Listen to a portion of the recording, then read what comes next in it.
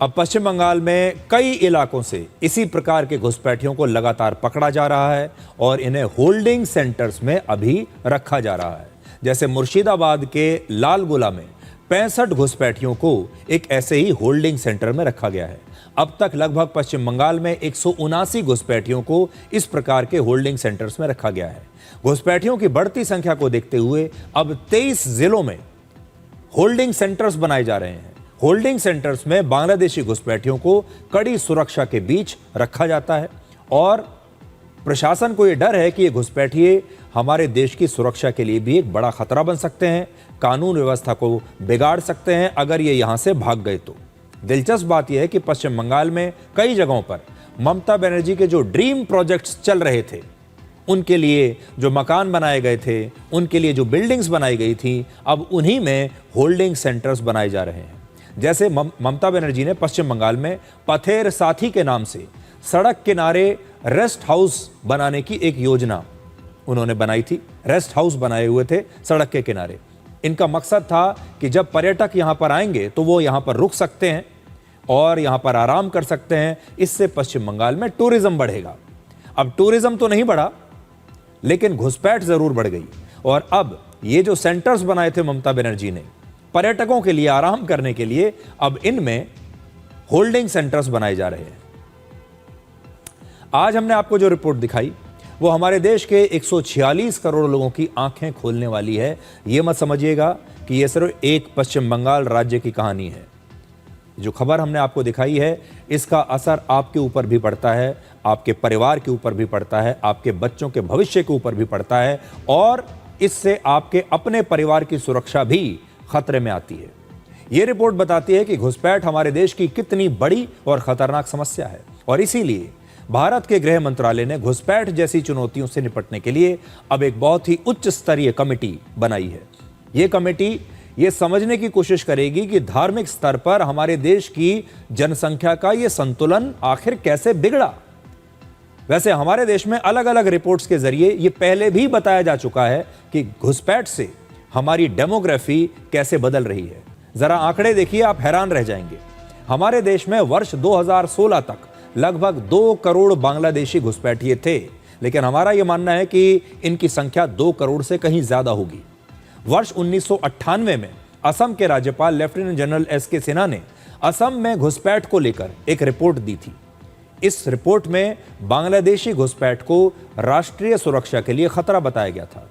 इसमें कहा गया था कि घुसपैठ की वजह से असम के कई जिलों की डेमोग्राफी बदल रही है। यह आंकड़ा देखिए, असम में वर्ष 1951 में लगभग 25% मुस्लिम आबादी थी।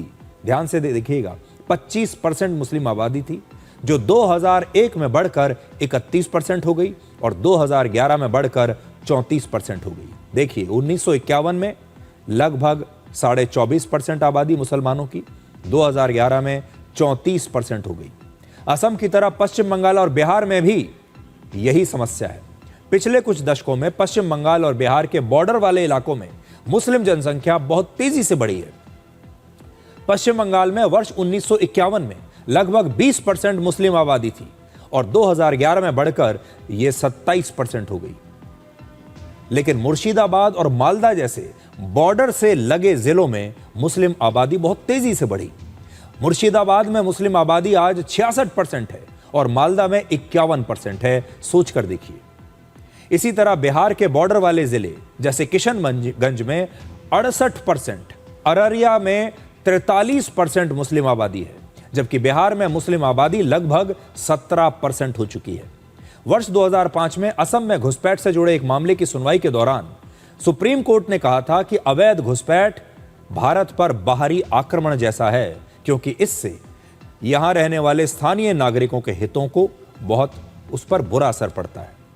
उस समय अदालत ने माना था कि अवैध घुसपैठ की वजह से भारत की डेमोग्राफी बदल रही है और वर्ष 2024 में प्रधानमंत्री आर्थिक सलाहकार परिषद ने एक रिसर्च रिपोर्ट जारी की थी, जिसके मुताबिक 65 वर्षों में हिंदू आबादी हमारे देश में लगभग 8% कम हो गई और मुस्लिम आबादी 4% बढ़ गई।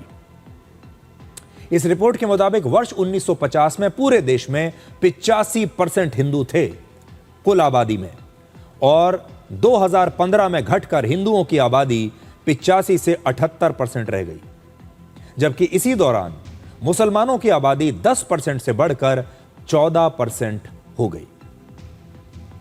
बॉर्डर्स सिर्फ नक्शे पर खींची गई एक लाइन नहीं होते।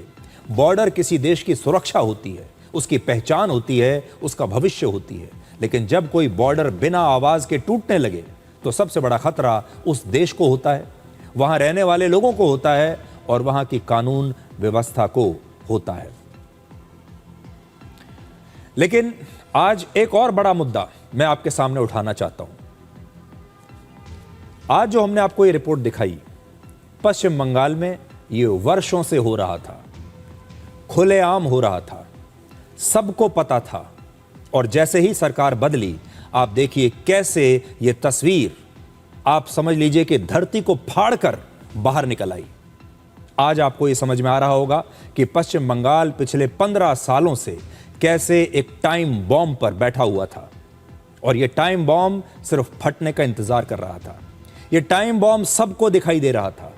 सब जानते थे कि लाखों की संख्या में पश्चिम बंगाल में बांग्लादेश से घुसपैठिए आ रहे हैं, सब जानते थे।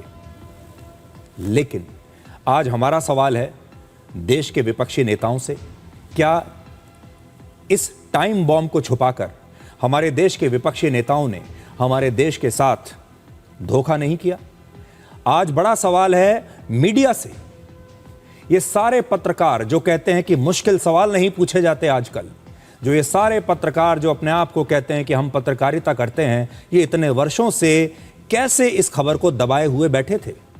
तब इन सारे पत्रकारों ने, हमारे देश के मीडिया ने एक बार भी मुश्किल सवाल ममता बनर्जी से क्यों नहीं पूछा?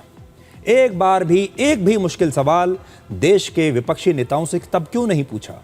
एक बार भी इन घुसपैठियों के खिलाफ कोई मुहिम किसी भी बड़े पत्रकार ने, बड़े चैनल ने, बड़े अखबार ने क्यों नहीं चलाई? क्यों इन सारे के सारे लोगों ने मिलकर इस खबर को आपके सामने दबा दिया? वो सारे पत्रकार जो सोनिया गांधी से ये पूछते थे कि उनकी रसोई में क्या बनता है, रसोड़े में क्या है, वो सारे पत्रकार जो राहुल गांधी से समोसे का स्वाद पूछते थे, जो जलेबी का स्वाद पूछते थे, ये सारे समोसे पत्रकार, इनका नाम आप समोसा पत्रकार आज कह सकते हैं, इन सारे लोगों को सिर्फ समोसे और जलेबी का टेस्ट याद आ रहा था। सोनिया गांधी के रसोई में क्या बन रहा था, सिर्फ ये सवाल इन्हें याद रहा? क्या उन्हें ये सब दिखाई नहीं दे रहा था? आज देश को ऐसे मीडिया से जरूर सवाल पूछना चाहिए और यही है ओजी गोदी मीडिया।